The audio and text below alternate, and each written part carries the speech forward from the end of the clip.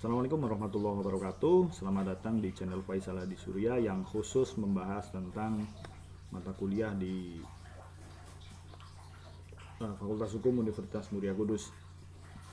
Nah, pada pertemuan kali ini, yaitu pertemuan ke-6 tentang hukum ketenagakerjaan, kita akan membahas tentang regulasi dan perlindungan tenaga kerja migran dan tenaga kerja asing. Materi ini merupakan salah satu bentuk pengembangan dari bentuk perlindungan kerja, bahwasanya warga Indonesia yang dinyatakan dalam konstitusi berhak memperoleh kehidupan yang layak. Nah, salah satu kehidupan yang layak adalah mereka kemudian berhak untuk bekerja di luar negeri, ya, dan kemudian tetap mendapatkan perlindungan-perlindungan sesuai peraturan perundang-undangan. Nah, pada kali ini kita akan membahas meskipun tidak detail, hanya secara artifisial saja, ya, atau secara kulit saja. Saya pikir itu penting, ya. Jadi pada prinsipnya adalah tenaga kerja memiliki hak-hak, ya, untuk dilindungi. Tenaga kerja adalah pekerja Indonesia juga, gitu. Jadi dia mendapatkan hak-hak meskipun bekerja di luar negeri, ya. Baik, sebelumnya kita akan membahas dulu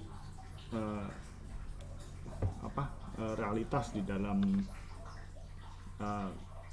tenaga kerja migran, ya, atau kita sering sebutnya TKI atau tenaga kerja Indonesia. Nah, ini data dari BPMI, yaitu Badan Perlindungan Pekerja Migran Indonesia, gitu. Jadi tahun 2019, jadi ada BP2MI, ya, yang khusus merilis tentang tenaga kerja di luar negeri atau tenaga kerja migran.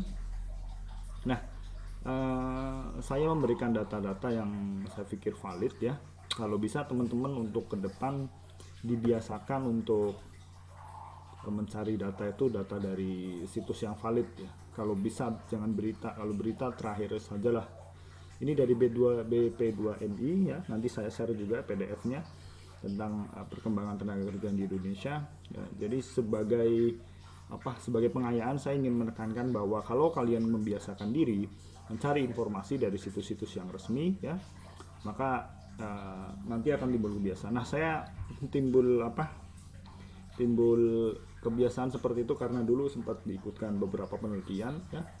Kebetulan kepala penelitiannya cukup ketat, cukup verifikatif dalam pencarian data, sehingga beberapa data-data misalnya dari media massa tidak begitu dipakai, gitu, karena biasnya terlalu banyak. Kalau data-data seperti ini, ya, lebih valid dan bisa dipercaya lah, dan bisa dipakai sebagai bahan ilmiah. Oke, ini dari BPPMI tahun 2019, ini data rilis 2019, yang 2020 belum keluar meskipun nanti akan saya pakai, ya. Pada tahun 2019 ada sekitar 276.553 pekerja migran Indonesia. Artinya ada lebih dari 200.000 orang, ya, yang pada 2019 berangkat ke luar negeri, menempati di luar negeri, gitu. Data ini cukup banyak, ya, di Indonesia sendiri.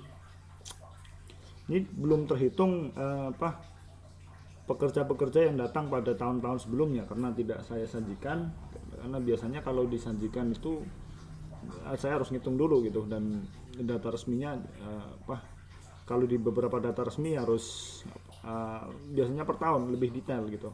Angka totalnya nggak tahu saya. Ada jutaan mungkin, ya, ada jutaan orang tenaga kerja asing di Indonesia. Jadi tenaga kerja migran, tenaga kerja Indonesia yang berada di luar negeri. Dan saya belum nemu untuk secara pasti berapa totalnya, gitu. Kalau dari berita sih banyak, tapi sekali lagi nggak saya pakai, gitu, ya. Itu nanti akan, kalau kalian sering nyoba seperti itu akan enak, gitu. Kalau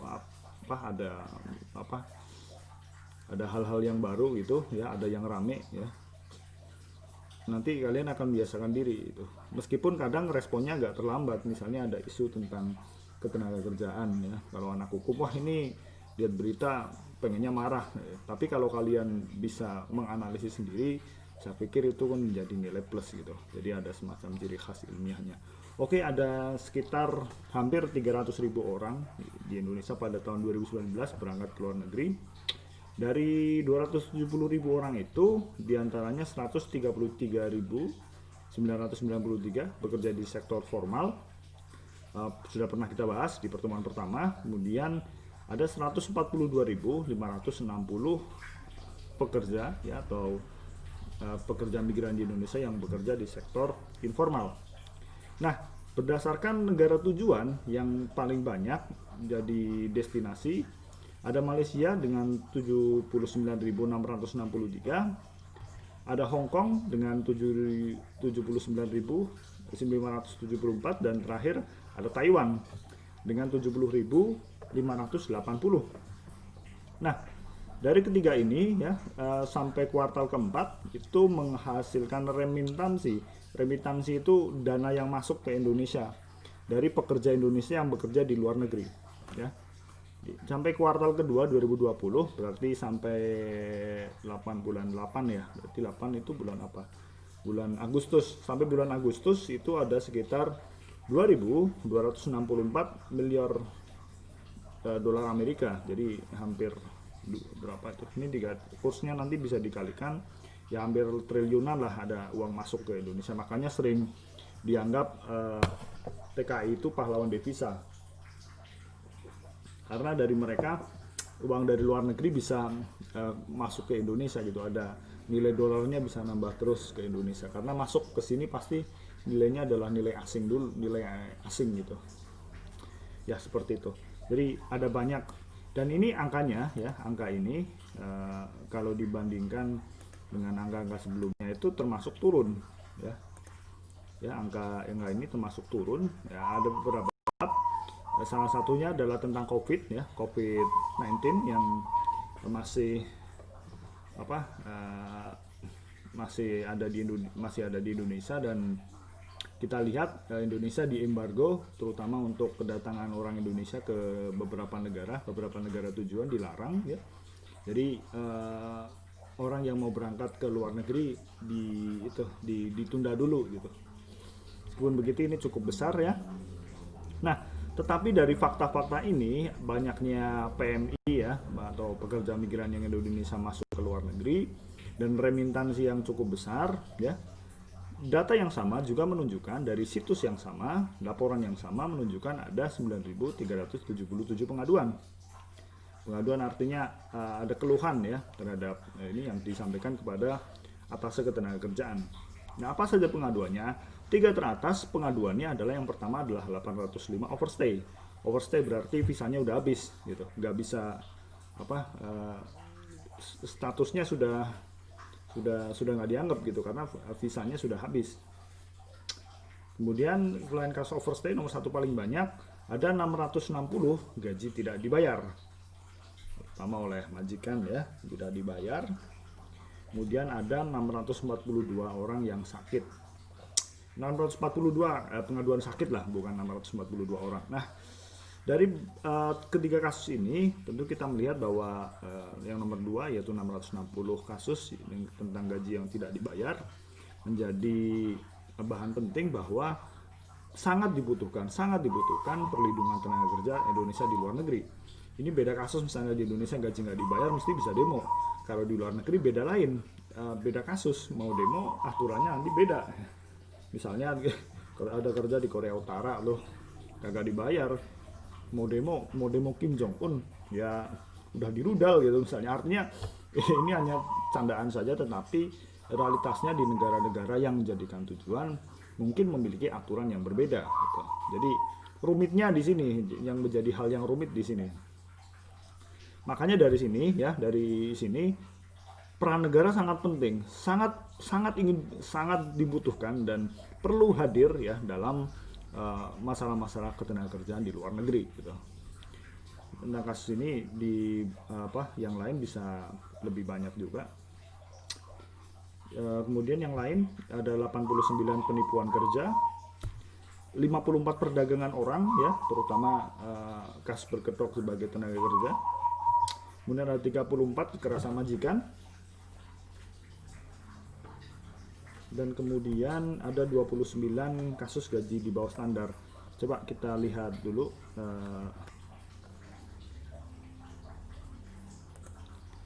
kasusnya ada banyak kasus, kita bisa lihat di sini. Nah, ini periode 2017 sampai 2018. Kita lihat perkembangan kasus per kasus beda. Ini bisa overstay 805, kasusnya semakin meningkat. 2019, tahun 2019 cuma 42. Ada gaji tidak dibayar ya, di tahun ini sangat banyak. Kemudian sakit bertambah juga. Untuk TKI ingin dipulangkan, tahun 2019 meningkat, sebelumnya tahun 2018 turun. Pemutusan hubungan kerja nih banyak nih, sebelum masa perjanjian akhir 2019 banyak ya.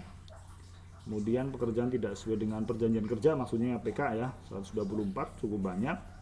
Penahanan paspor ya, kemudian penipuan peluang kerja ya, TKI gagal berangkat, perdagangan orang, ada ilegal nih, ilegal juga cukup banyak. Kecelakaan banyak, gagal penempatan banyak nih. Ada beban kerja terlalu berat, ini sangat meningkat, kasusnya meningkat. Gaji di bawah standar, kasusnya meningkat juga. TKI di dalam tahanan atau proses tahanan, kasusnya menurun atau tidak dipulangkan. Ada unfit, pemalsuan sertifikat kesehatan atau tidak dilakukan pemeriksaan kesehatan. Nah, potongan gaji melebihi ketentuan. Ada pemalsuan dokumen, utang piutang, TKI mengalami kecelakaan. Kemudian kasus lainnya ini tidak dihitung, tapi kasusnya meningkat. Nah, kita lihat bahwasannya dari persentase ini kita melihat angkanya sangat besar. Nah, angkanya semakin naik dari hampir 2 kali lipat ya, hampir 2 kali lipat, 2 kali lipat lebih malah ya, 2 kali lipat lebih angka untuk jenis pengaduan pekerja migran di Indonesia sangat banyak. Ini memperlihatkan bahwasannya dalam masalah seperti ini, dalam masalah ketenagakerjaan di luar negeri, peran negara sangat dihadirkan, sangat dibutuhkan sekali, terutama ketika terjadi konflik-konflik seperti ini. Nah, dengan demikian negara harus butuh legitimasi gitu ya dari pemerintah. Maksudnya negara butuh aturan perundang-undangan dan petunjuk bagaimana mereka berbuat. Nah, maka dari itu ada undang-undang yang namanya Undang-Undang Nomor 17 tentang Perlindungan Pekerja Migran di Indonesia. Jadi Anda harus bisa update ya bahwasanya istilah TKI itu ada di Undang-Undang Nomor 39 tahun 2004 tentang penempatan dan perlindungan tenaga kerja di luar negeri. Nah, di sini definisinya tenaga kerja Indonesia atau yang TKI adalah setiap warga negara Indonesia yang memenuhi syarat untuk bekerja di luar negeri dalam hubungan kerja untuk jangka waktu tertentu dengan menerima upah. Tapi di Undang-Undang Nomor 18 tahun 2017 yang sekaligus menghapus ketentuan Undang-Undang Nomor 39 tahun 2004, menghapus Undang-Undang Nomor 39 tahun 2004, jadi undang-undang ini sudah nggak berlaku. Dengan demikian istilah TKI ya, istilah TKI sebenarnya udah nggak berlaku lagi karena undang-undangnya sudah dihapus. Istilah TKI secara normatif ya, nggak secara istilah kebahasaan atau dalam hubungan sosial. Tapi kalau istilah secara normatif namanya sudah pekerja migran Indonesia. Di sini didefinisikan setiap warga negara Indonesia yang akan, sedang, atau telah melakukan pekerjaan dengan menerima upah di luar wilayah Republik Indonesia. Nah, jadi ini di Undang-Undang Nomor 18 tahun 2017 ya, menghapus Undang-Undang Nomor 39 tahun 2004 yang dinyatakan sudah tidak berlaku. Intinya dinyatakan sudah tidak berlaku. Jadi ketentuan tentang TKI sudah nggak ada. Adanya pekerja migran Indonesia PMI. Meskipun agak kurang familiar ya, tetapi ini yang secara normatifnya seperti ini gitu. Migran itu artinya apa sih Pak? Migran sakit kepala ya artinya. Jadi bukan itu migran, migrante. Jadi migran ya. Kalau untuk sakit kepala migran. Nah, kalau migran ini berasal dari kata migrasi ya. Migrasi atau artinya perpindahan. Jadi pekerja yang berpindah dari wilayah Indonesia ke wilayah luar negeri atau wilayah di luar wilayah Indonesia, namanya migran. Jadi ada semacam pergantian wilayah gitu ya, perpindahan wilayah, makanya namanya migran. Migran care gitu ya. Undang-undang tentang migran ada ya. Gitu. Kemudian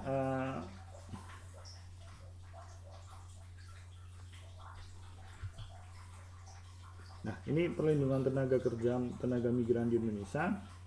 Sebutkan bahwa perlindungan pekerja migran adalah segala upaya untuk melindungi kepentingan calon pekerja migran Indonesia dan atau pekerja migran Indonesia dan keluarganya dalam mewujudkan terjaminnya pemenuhan haknya dalam keseluruhan kegiatan sebelum bekerja, selama bekerja, dan setelah bekerja dalam aspek hukum, ekonomi, dan sosial.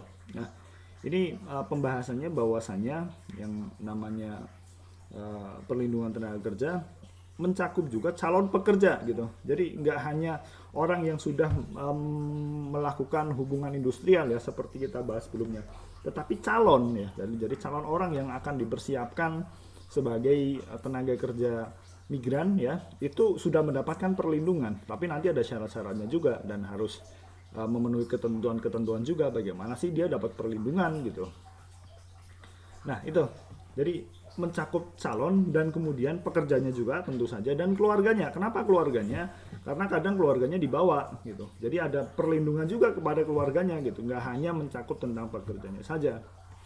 Dan mewujudkan terjaminnya pemenuhan hak tentunya ya setelah keseluruhan kegiatan sebelum.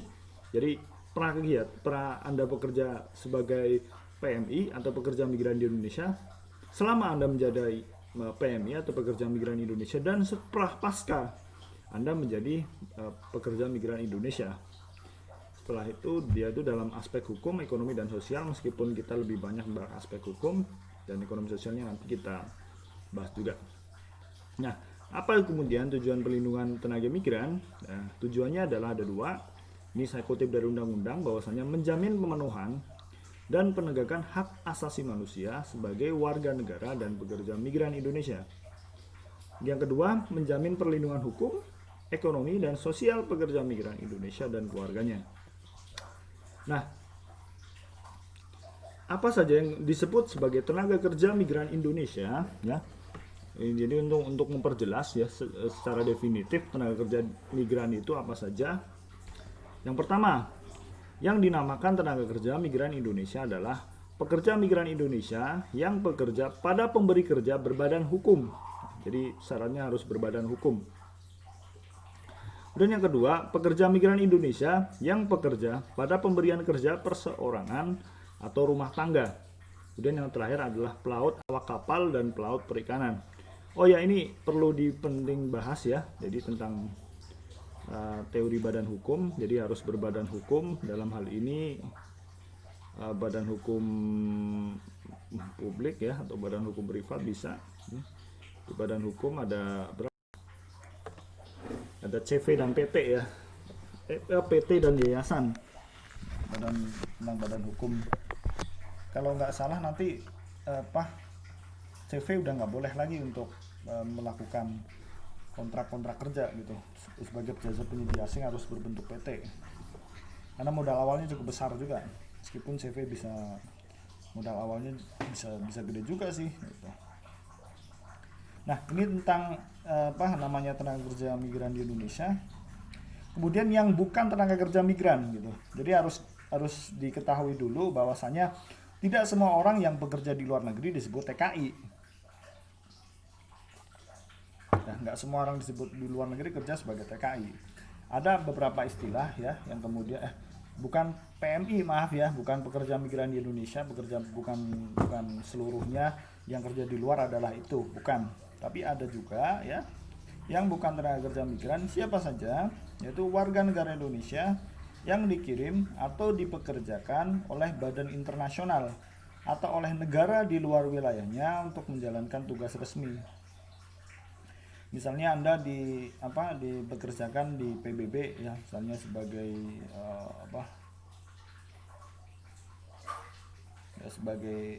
sebagai duta UNICEF misalnya gitu ya, itu bukan tenaga kerja migran ya, dan Anda nggak dapat perlindungan dari undang-undang ini, nggak dapat gitu karena bukan tenaga kerja yang diatur di undang-undang ini. Tapi mungkin dapat perlindungan yang lain, misalnya perlindungan dari organisasi internasional. Kemudian pelajaran peserta pelatihan di luar negeri tentu saja bukan tenaga kerja migran. Terus warga negara Indonesia pengungsi atau pencari suaka, misalnya dia di Indonesia nggak sepakat dengan presiden sekarang gitu ya, terus kemudian dia keluar negeri mencari perlindungan, biasanya seperti itu. Banyak itu suaka itu dari Timur Tengah karena negaranya kacau ya, banyak perang, mereka lari ke sini, ke Australia atau ke Eropa, ke negara-negara yang memungkinkan tidak menolak mereka. Ada penanam modal, juga ada aparatur sipil negara atau pegawai setempat yang bekerja di perwakilan Republik Indonesia. Dan ada warga negara Indonesia yang bekerja pada institusi yang dibiayai oleh anggaran pendapatan dan belanja negara. Dan warga Indonesia, negara Indonesia yang punya usaha mandiri di luar negeri, jelas dia bukan pekerja ya, karena usaha sudah pasti dia bos. Jadi bukan nanti perlindungan hukumnya lain lagi gitu. Nah, ini kita harus membedakan dulu siapa itu tenaga kerja migran Indonesia dan siapa yang bukan gitu. Jadi nggak bisa dipukul rata orang yang kerja di luar negeri tuh pasti itu TKI itu, nggak bisa gitu. Nah, syarat menjadi pekerja migran ya ada 4, minimal 18 tahun, terus memiliki kompetensi. Nah, kompetensi ini bisa didapat dari pelatihan-pelatihan yang diadakan misalnya di Dipnaker atau lembaga pelatihan-pelatihan yang telah ditunjuk gitu ya. Kemudian sehat jasmani dan rohani, kemudian terdaftar dan memiliki nomor kepesertaan jaminan sosial ya, BPJS. Jaminan sosial sudah pernah kita bahas bahwa semuanya semua warga negara wajib ikut BPJS itu kira-kira kurang lebih seperti itu. Dan memiliki dokumen lengkap yang dipersyaratkan. Nah, ada 3 aspek perlindungan tentang perlindungan tenaga migran di Indonesia. Tentu saja sudah pernah kita bahas, yaitu tentang mereka yang sebelum bekerja atau sebelum mengikatkan hubungan kerja dengan pemberi kerja, selama bekerja dan setelah bekerja gitu. Jadi yang harus kita pahami di sini adalah bahwasanya orang bisa bekerja di luar negeri kadang lewat penyalur dulu atau penyalur jasa tenaga migran itu ada gitu. Nah, itu nanti juga diatur juga, meskipun di sini nggak saya bahas karena makan waktu cukup luas ya. Artinya saya hanya bahas hal-hal yang global saja. Jadi ada 3 aspek yang menjadi objek perlindungan, yaitu sebelum mereka bekerja, selama mereka bekerja, dan setelah mereka bekerja. Nah, perlindungan sebelum kerja kita bisa lihat ada perlindungan administratif dan perlindungan teknis. Perlindungan administratif mencakup kelengkapan dan keabsahan dokumen penempatan, sedangkan dan juga penetapan kondisi dan syarat pekerja. Sedangkan untuk perlindungan teknisnya ada di pasal 8 ayat 3 Undang-Undang Perlindungan Pekerja Migran Indonesia. Ini cukup panjang, saya perlihatkan saja.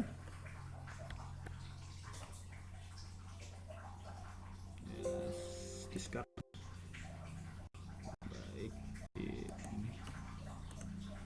Bisa lihat di pasal 8 pasal 8 ayat 3 perlindungan teknis ya. Di sini perlindungan teknis yang kita maksud ya, paling sedikit meliputi pemberian sosialisasi dan diseminasi informasi. Jadi informasi yang harus didapat yaitu informasi-informasi yang akurat. Kemudian peningkatan kualitas calon pekerja migran Indonesia melalui pendidikan dan pelatihan kerja.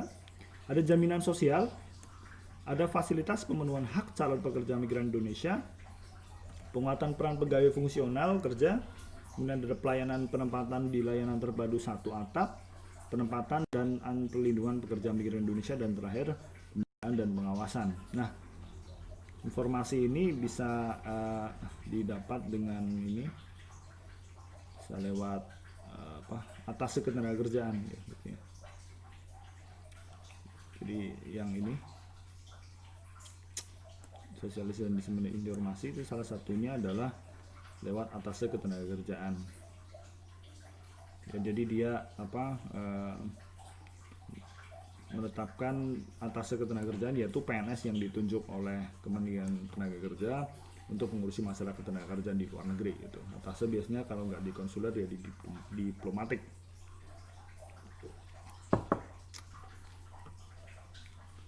Nah, ini ada yang melakukan adalah atas ketenagakerjaan, bukan daftar mitra usaha, calon kerja memberi kerja, masalah secara periode, kemudian hasilnya bisa direkomendasikan dalam pemberian izin penempatan bagi perusahaan penempatan pekerja Indonesia yang bermitra dengan mitra usaha yang bermasalah. Bisa istilahnya bisa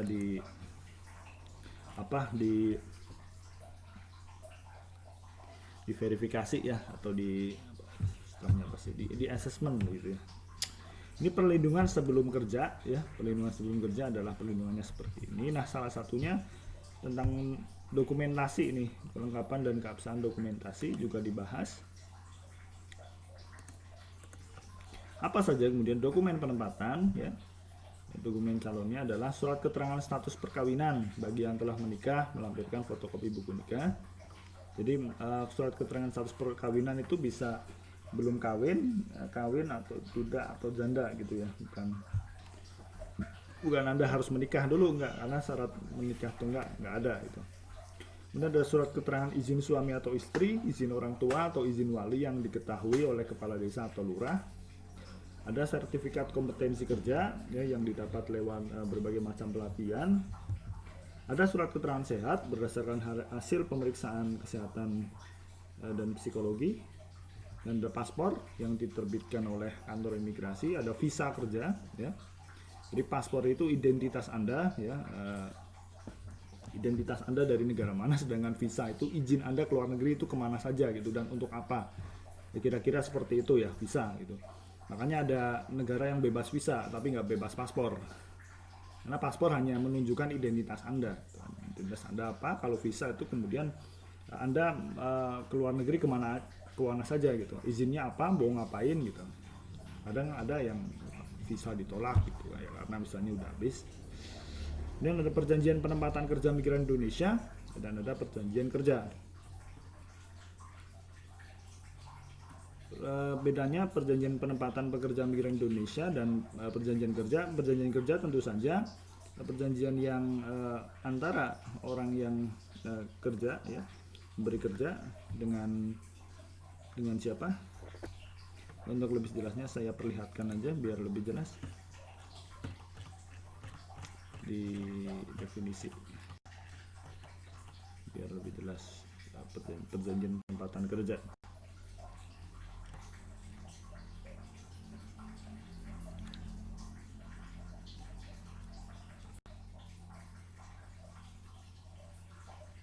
Nah,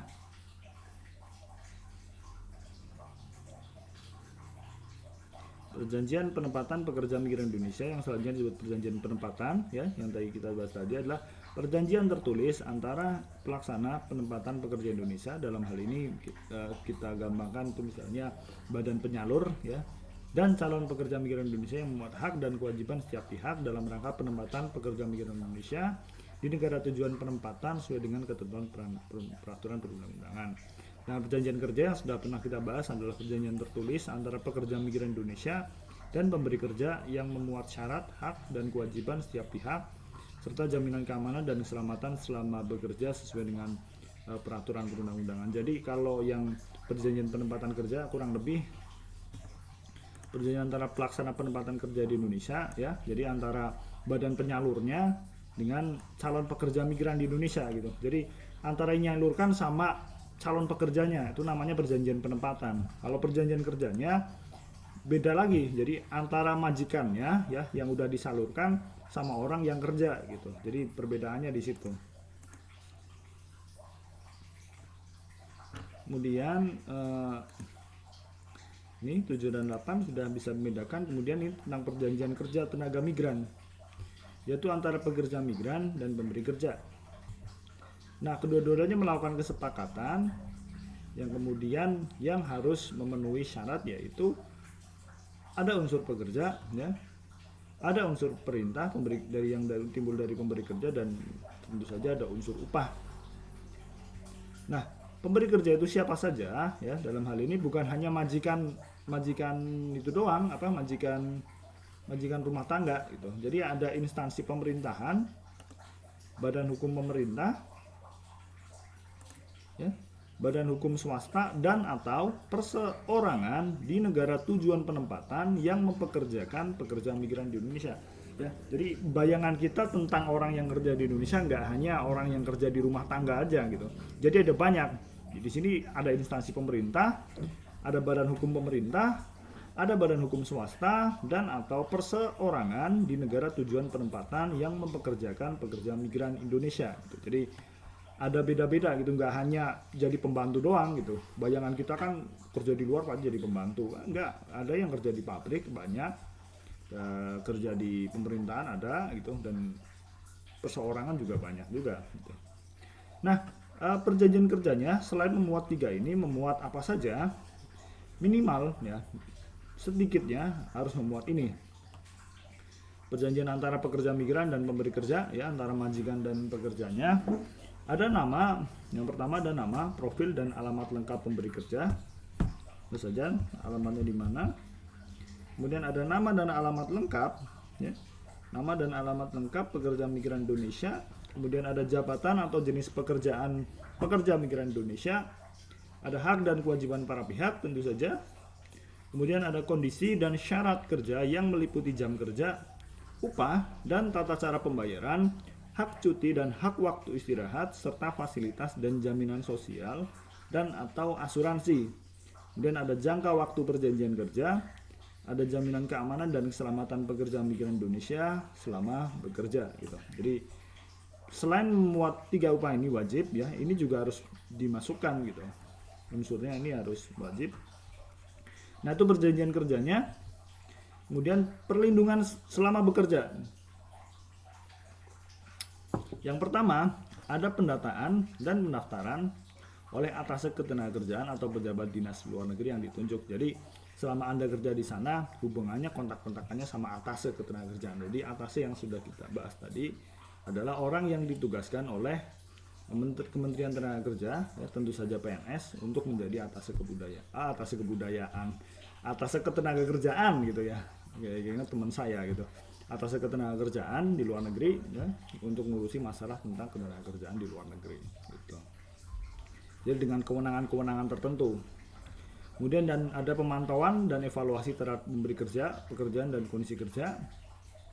Ada fasilitas pemenuhan hak pekerja migran di Indonesia.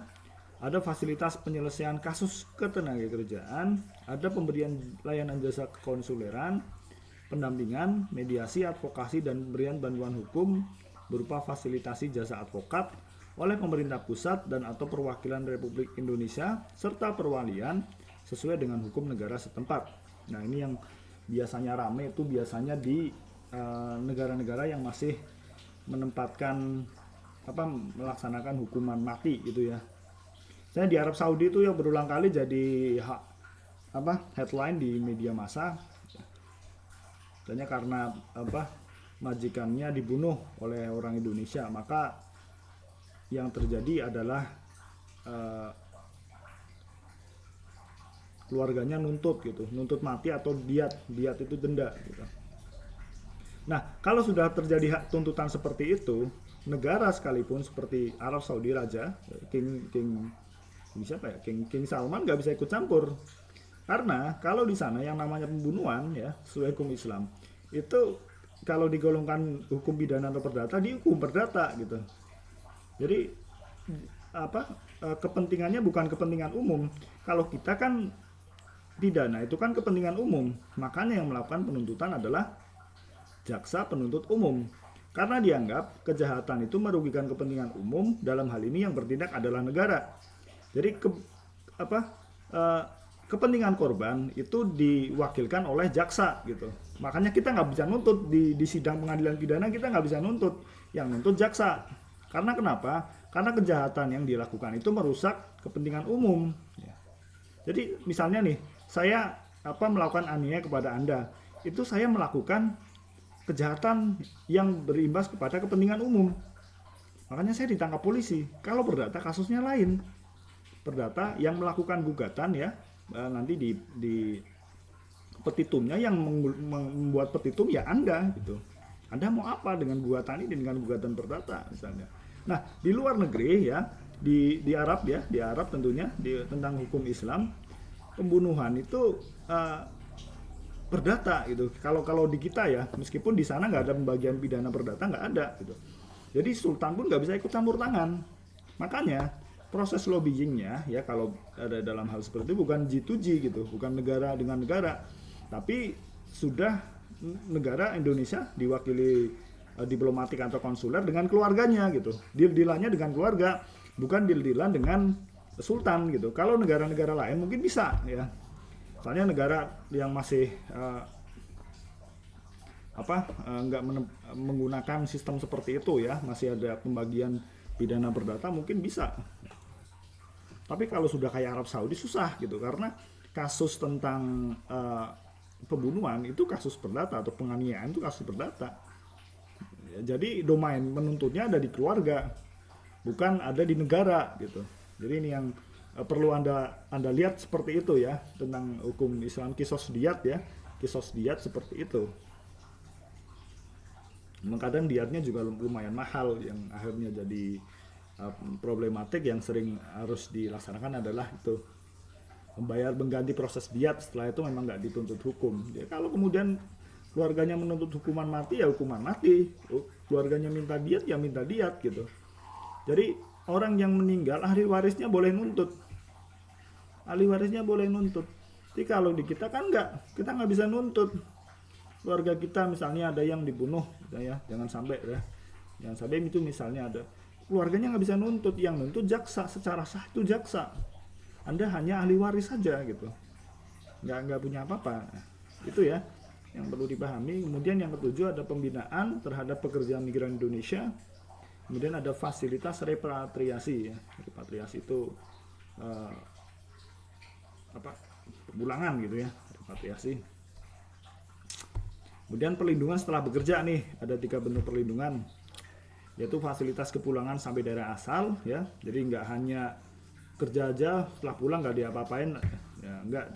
Kemudian ada penyelesaian hak pekerja Indonesia yang belum terpenuhi, negara wajib membantu. Kemudian fasilitas pengurusan pekerja migran Indonesia yang sakit dan meninggal dunia, dan ada rehabilitasi sosial dan reintegrasi sosial ya. Misalnya habis luar negeri dia jadi penjahat gitu ya, harus misalnya kemudian diintegrasikan kembali ke masyarakat.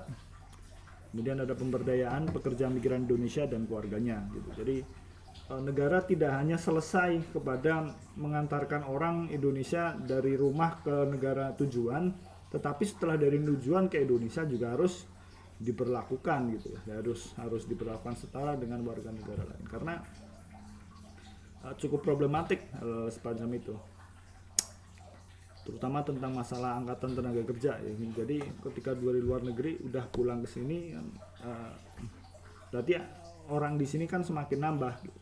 Angkatan tenaga kerja semakin banyak dengan ketersediaan tenaga kerja yang sedikit gitu ya, serapan tenaga kerja yang nggak banyak ya, jadi problem juga ya, pusing juga jadi pemerintah gitu. Oke, tapi itu menjadi tugas negara ya. Kenapa kemudian kita harus punya negara ya? Biar negara ngurusin hal-hal kayak gini gitu. Bayangin Anda nggak punya negara di luar negeri, mau minta tolong siapa? Tuh. Kalau lihat di film-film sih orang yang punya negara banyak gitu, dicabut paspornya atau apa. Nggak punya negara, istilahnya apa sih, Amsted atau apa. Nah, kemudian sebab-sebab terjadinya pemulangan tenaga kerja. Jadi tentang perlindungan setelah itu termasuk hal-hal yang menjadi sebab kenapa kemudian tenaga kerja itu sampai pulang. Yang pertama tentu berakhirnya perjanjian kerja, ada cuti, ada pemutusan hubungan kerja sebelum perjanjian kerja berakhir, mengalami kecelakaan kerja dan atau sakit yang mengakibatkan tidak dapat menjalankan pekerjaannya lagi, mengalami penganiayaan atau kekerasan lainnya, tindak pidana ya, terjadi perang, bencana alam atau wabah penyakit di negara tujuan penempatan. Misalnya kemarin terjadi di wabah COVID ya, itu banyak yang pulang ke sini ya, difasilitasi di Cina. Meskipun ada yang nggak balik juga karena memang nggak boleh balik gitu. Kalau balik ya wabahnya nyebar ke sini gitu. Dideportasi oleh pemerintah negara tujuan, misalnya ada deportasi karena melanggar satu peraturan atau paspornya visanya habis, dan meninggal dunia di negara tujuan penempatan dan atau sebab lain yang menimbulkan kerugian pekerja migran Indonesia. Nah itu meninggal dunia dibalik ya, suruh balik. Kecuali mungkin Arab ya, kalau meninggal di sana misalnya umroh atau haji ya, dimakamkan di sana sekalian. Nah ini perlindungan hukum selain perlindungan sosial dan perlindungan ekonomi. Nanti kita lihat langsung di undang-undang. Untuk perlindungan hukum ya, pekerja migran di Indonesia hanya dapat bekerja di negara tujuan penempatan yang satu, mempunyai peraturan perundang-undangan yang melindungi tenaga kerja asing. Kemudian, negara tersebut sudah memiliki perjanjian tertulis antara pemerintah negara tujuan penempatan dan pemerintah Republik Indonesia, memiliki jaminan sosial dan atau asuransi yang melindungi pekerja asing. Jadi tentu saja perjanjian tertulisnya adalah perjanjian tertulis dalam tenaga kerja migran ya, bukan perjanjian dalam segala hal gitu. Itu beda gitu. Jadi per part gitu ya, kalau perjanjian luar negeri itu per part. Misalnya saya janji dengan Singapura tentang pembelian barang atau pembelian barang ya, itu nggak bisa sekalian saya minta tentang ketenaga kerjaannya juga nggak bisa gitu. Jadi ada banyak hal yang dipisah-pisah ya dalam ketenaga kerjaan. Dan setelah itu ya kita akan masuk ke tenaga kerja asing. Sebelumnya kita akan melihat dulu tentang perlindungan sosial, dan perlindungan ekonomi. Kita lihat di sini berapa tadi, masih buffering.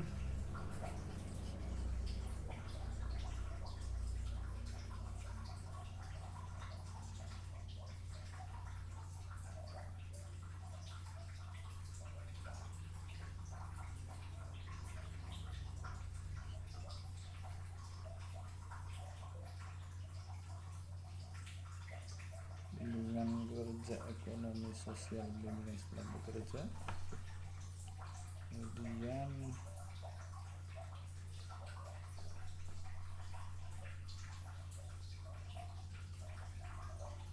jaminan sosial, pembiayaan.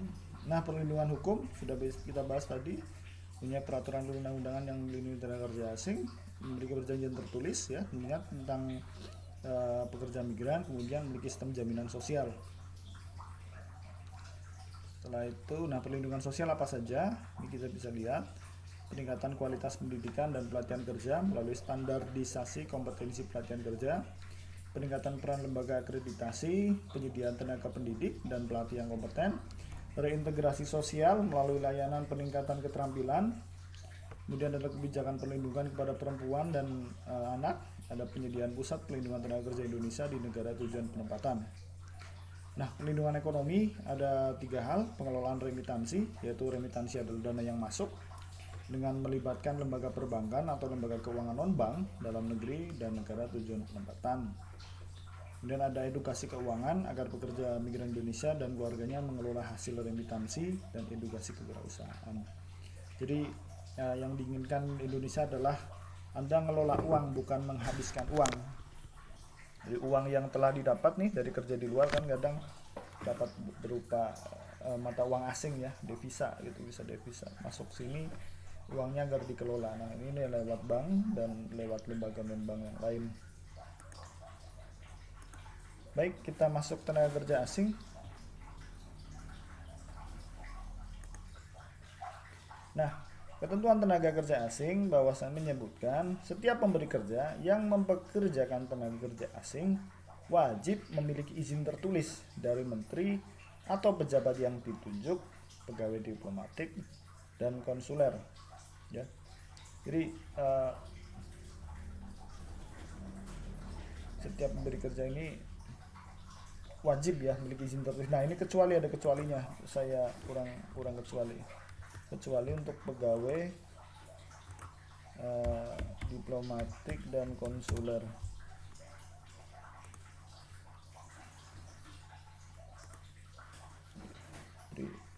Dikecualikan karena memang itu lebih khusus ya, khusus itu lebih ke hubungan internalnya sendiri. Karena kalau kita lihat bahwasanya kalau kawasan kedutaan itu kan kawasan kedaulatan negara asing di negara kita. Kalau diplomatik seperti itu. Nanti kalau konsuler beda gitu, konsuler dan diplomatik. Nah, bedanya diplomatik dan konsuler kira-kira gini, kalau diplomatik itu penempatannya di ibu kota, kalau konsuler itu di daerah. Kemudian kalau diplomatik itu punya hak-hak politis ya untuk berhubungan langsung dengan kepala negara ya. pejabat yang bersangkutan. Kalau konsuler non politis gitu. Jadi beda beda apa? Beda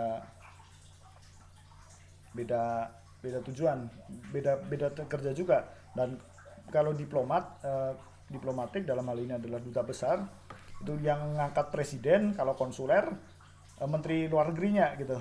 Jadi perbedaannya kira-kira di situ. Nah, tenaga kerja asing dapat dipekerjakan di Indonesia hanya dalam hubungan kerja untuk jabatan tertentu. Nah, nanti akan saya lihatkan jabatan-jabatan apa saja yang diperbolehkan untuk eh, menjabat di Indonesia dan waktu tertentu. Jadi bukan PKWTT ya yang sudah kita pernah bahas. Jadi perjanjian kerja itu ada dua, ada perjanjian kerja waktu tertentu ya, dan perjanjian kerja waktu tidak tertentu atau PKWTT. Kita sering nyebutnya pegawai tetap gitu karena memang kerjanya sudah tidak dibatasi waktu, selesainya kapan gitu. Kalau waktu tertentu hanya untuk tertentu saja, berarti dengan demikian biasanya untuk jabatan-jabatan tertentu saja atau pekerjaan-pekerjaan tertentu saja.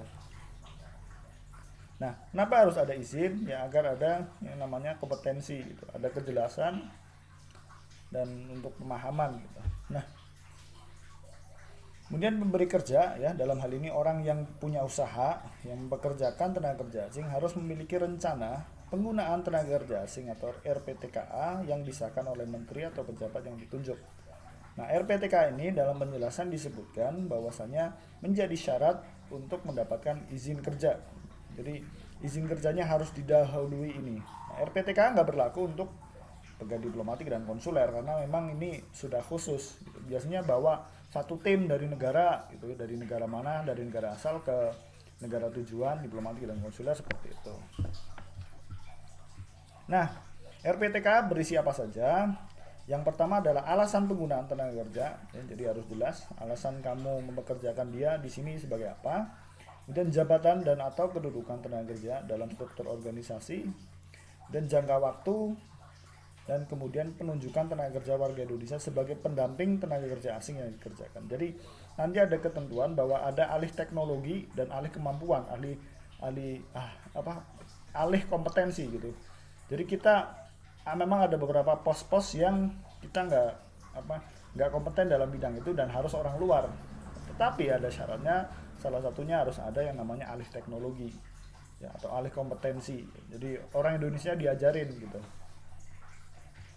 Nah, kewajiban tenaga kerja asing ya, ada dua, yaitu menunjuk tenaga kerja warga Indonesia sebagai tenaga pendamping. Ini ada sebagai tenaga pendamping tenaga kerja asing yang dipekerjakan untuk alih teknologi dan ahli keahlian ya, alih keahlian bukan ahli kompetensi dari tenaga kerja asing, dan melaksanakan pendidikan dan pelatihan kerja bagi tenaga kerja sebagai dimaksud pada huruf A di amal ini, yaitu A ini maksudnya ini ya, sesuai dengan kualifikasi jabatan yang diduduki oleh tenaga kerja asing. Nah, kemudian ini nanti kita bahas jabatan-jabatan saja apa saja yang boleh. Nah, tenaga kerja asing dilarang menduduki jabatan yang mengurusi personalia dan atau jabatan-jabatan tertentu. Jadi nanti ada jabatan-jabatan yang benar-benar nggak boleh orang asing duduk di situ di peraturan menteri ya. Terus kemudian pemberi kerja wajib membayar kompensasi atas setiap tenaga kerja asing yang dipekerjakannya, dan yang selanjutnya kewajiban bayar kompensasi semaksud tidak berlaku ya bagi instansi pemerintah, perwakilan negara asing jelas ya, instansi pemerintah, perwakilan negara asing jelas, badan internasional bisa PBB atau lembaga di bawahnya, misalnya UNICEF, UNDP atau WHO yang punya perwakilan di sini, itu nggak wajar kompensasi. Nah, kompensasinya besarannya seperti apa diatur dalam peraturan presiden. Dalam lembaga sosial, lembaga keagamaan, dan jabatan-jabatan tertentu di lembaga pendidikan itu tidak wajib membayar kompensasi. Nanti kompensasi nanti saya share link yang akan bisa kalian lihat, bisa milih. Nah, aturannya banyak banget dibahas sampai 2 hari kagak kelar gitu ya. Nah, ini beberapa ya, saya katakan beberapa karena ada banyak sekali ya jenis pekerjaan yang diperbolehkan diduduki tenaga kerja asing. Ada konstruksi, ada bidang pendidikan, ada pengelolaan golongan industri pokok, industri bahan kimia dan barang dari bahan kimia, Dan ada perdagangan besar dan eceran serta reparasi dan perawatan mobil dan sepeda motor. Ada transportasi dan pergudangan golongan pokok angkutan udara. Senian hiburan dan rekreasi, ini pengolahan golongan industri minuman, pengolahan golongan pokok industri tekstil, pengolahan golongan pokok industri makanan, pengolahan golongan pokok industri barang logam, mesin dan peralatannya. Ini bisa sebenarnya ini beberapa, ada banyak sekali ya. Yang bisa lihat di sini. Nah, nanti linknya saya share. Ini ada beberapa keputusan-keputusan ya di tenaga kerja, tentang mengenai tenaga kerja asing yang bisa kalian lihat. Nah, ini mulai dari ini tentang, nanti saya share linknya ya di Sunan. Ada perjanjian kerja, ini bisa formatnya bisa diunduh, terus undang-undang tentang penggunaan tenaga kerja asing. Selain ketenaga kerjaan ada penanaman modal juga. Ada undang-undang PT, yayasan, dan perubahan undang-undang tentang yayasan. PP-nya juga banyak ya. Jenis dan tarif atas jenis penerimaan, maksudnya yang kita tadi bahas tentang kompensasi, ada pengendalian lalu lintas dan retribusi perpanjangan izin. Ada fasilitas dan kemudahan kawasan ekonomi khusus, juga berkaitan dengan tenaga kerja asing. Ada pelaksanaan undang-undang tentang yayasan, ada pelayanan perizinan berusaha dan integrasi secara elektronik. Ini Perpres yang mengatur tenaga asing, ada daftar bidang usaha tertutup dan bidang usaha yang terbuka dengan persyaratan di bidang penanaman modal, kemudian ada penggunaan tenaga kerja asing, ada percepatan pelaksanaan perusahaan dan pedoman pelaksanaannya. Dan di sini ada pelayanan terpadu satu atap di Kementerian Ketenagakerjaan. Ada yang lain juga, ada tata cara pemberian visa, izin tinggal bagi tenaga kerja asing. Ada tata cara penggunaan kerja asing juga ya. Ada penatausahaan penerimaan negara bukan pajak yang bersumber dari kompensasi. Nah, ini di Permen nomor 20 tahun 2019. Bisa Anda baca sendiri karena banyak banget. Ada pedoman dan tata cara perizinan dan fasilitas penanaman modal ya. Kemudian ada jabatan. Nah, ini jabatan-jabatan yang bisa diduduki, kecuali ini ya, jabatan tertentu yang dilarang diduduki oleh tenaga kerja asing. Di keputusan menteri dikecualikan jabatan-jabatan apa saja. Nanti saya share juga di slide terakhir. Nah, ini ada jabatan yang dapat diduduki tenaga kerja asing pada kategori konstruksi ya, kita sudah lihat. Kemudian ada pendidikan, ada golongan pokok, bahan kimia dan barang dari bahan kimia. Jabatan yang dapat diduduki, nah ini semuanya yang diperbolehkan. Nah, nanti detailnya bisa dibaca satu-satu karena banyak sekali. Jabatan yang dapat diduduki tenaga kerja asing kategori transportasi dan pergudangan golongan pokok angkutan udara. Nah, ini ada kategori kesenian, hiburan dan rekreasi. Ada, dan kemudian ada golongan pokok industri makanan, pengelolaan pengadaan air, sampah dan daur ulang, pembuangan dan pembersihan limbah.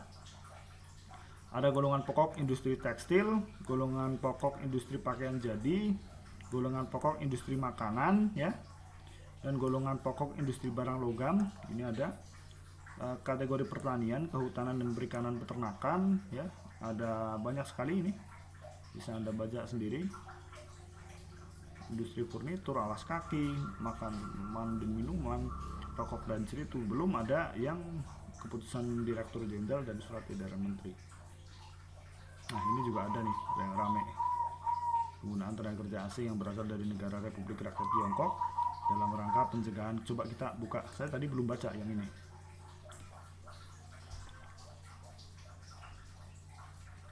Boleh atau enggak, saya belum baca bener, ini baru aja nih soalnya. Ada berapa nih, ada banyak banget, bisa sebentar-sebentar di skip.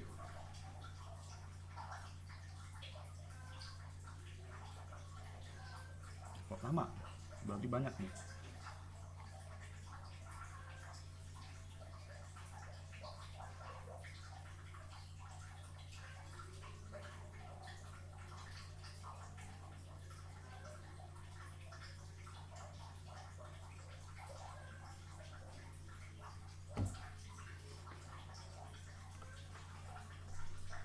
Undang-undangnya nanti pas, oh udah jadi surat edaran penggunaan tenaga kerja asing dari Cina. Ini judulnya ini pelayanan penggunaan tenaga kerja asing yang berasal dari negara Republik Rakyat Tiongkok dalam rangka pencegahan wabah penyakit yang diakibatkan oleh virus corona. Coba lihat, oh cuma satu halaman doang. Tapi wah berarti ini file scan biasanya ya. Nah, dari kepala dinas pelayanan penggunaan tenaga ini berasal dari Tiongkok. Nah, ini jelas nih sebenarnya nih, surat edaran jelas. Melarang dan menghentikan sementara penggunaan TKA yang akan didatangkan dari negara RRT. Jadi surat edaran ini sudah jelas nggak boleh. Bagi TKA yang dipekerjakan pada pekerjaan yang sifat sementara dan masih di Indonesia tetap dapat diperpanjang paling lama 6 bulan. Tadi kita sudah bahas bahwasanya tenaga kerja asing yang kerja di sini adalah dalam waktu tertentu dan jabatan tertentu. Jadi kalau sudah habis, nanti ada ketentuan kalau sudah habis nggak bisa diperpanjang dan harus pulang gitu. Dan ini kalau yang TKA yang sudah ada di sini tetap dapat diperpanjang. Surat edaran yang berlaku tanggal ditetapkan sampai tanggal 29 Februari dan akan diwaris kembali. Kita nggak lihat surat yang terbaru di sini, nggak ada lagi ya. Baik, yang terakhir jabatan-jabatan yang tidak diperbolehkan diduduki oleh tenaga kerja asing. Kebanyakan tentang personalia, ada direktur personalia, ada manajer hubungan industrial, manajer personalia, supervisor pengembangan personalia, supervisor perekrutan personalia, supervisor penempatan personalia, ya, kebanyakan di personalia, dan kepegawaian, supervisor pembinaan karir, pegawai, penata usaha personalia, ada kepala eksekutif kantor, ada ahli pengembangan personalia dan karir, spesialis personalia, penasihat karir, penasihat tenaga kerja, ada pembimbing dan konseling jabatan, kemudian perantara tenaga kerja, pengadministrasi pelatihan pegawai, pewawancara pegawai, dan analis jabatan. Itu jabatan-jabatan yang tidak diperbolehkan diduduki oleh tenaga kerja asing. Terutama tadi di undang-undang dijelaskan bahwa personalia. Pak, kalau di undang-undang cipta kerja gimana Pak? Undang-undang cipta kerja, kalau draft terakhir yang saya baca, personalia pasal awalnya ya, draft sebelumnya, kan draftnya ada banyak. Yang jabatan personalia dihapus. Jadi nggak ada jabatan yang dilarang bagi tenaga kerja asing, tapi di draft terakhir pasal itu ada lagi gitu. Artinya tetap jabatan yang dilarang adalah jabatan personalia. Jadi kalau nggak salah sih karena draftnya berubah-ubah. Oke, itu dari saya, kurang lebihnya mohon maaf. Wassalamualaikum warahmatullahi wabarakatuh.